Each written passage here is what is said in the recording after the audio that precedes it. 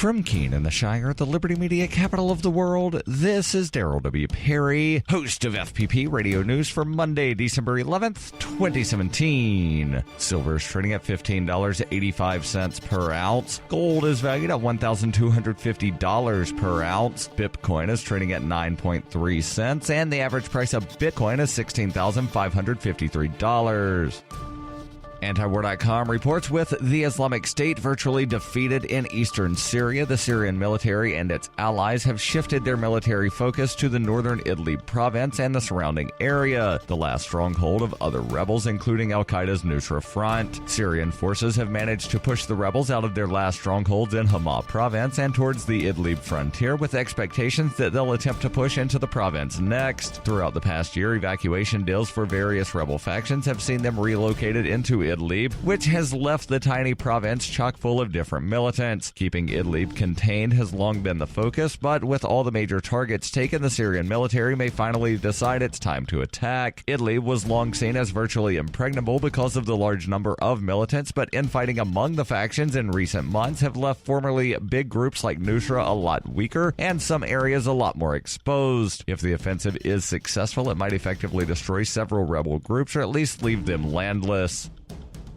For over 40 years, Roberts & Roberts Brokerage has been a trusted source for buying and selling precious metals. Gold, silver, platinum, and palladium. They don't feed the banks. They're Bitcoin preferred and have removed the minimum purchase amount for all orders paid in the digital currency. Call Roberts & Roberts Brokerage today for knowledgeable advice on buying and selling precious metals and a forward-thinking approach to new technologies. 800-874-9760 or visit online at rrbi.co.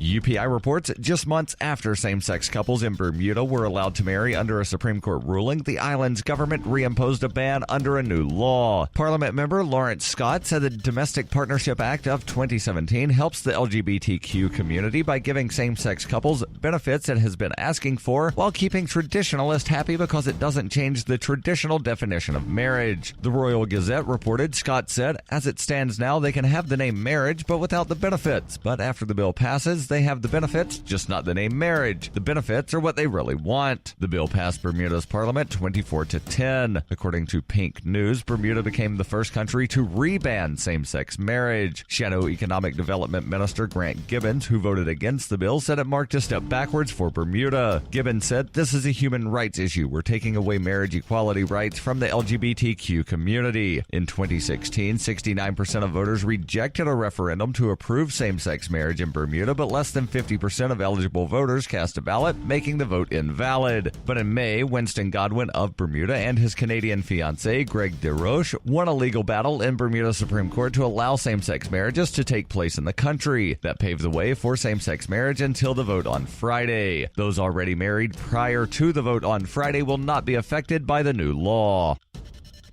Are you an advocate for free market money? Do you promote Bitcoin as an alternative in a fiat-centric world? Then you need Spend-A-Bit in your arsenal, the search engine for things you can buy with Bitcoin. Spend-A-Bit aggregates millions of products from thousands of Bitcoin-enabled merchants. Keep your money in the free economy. Visit spendabit.co today. Bitcoin merchants, ask about our merchant suite to reach even more customers. Spendabit.co.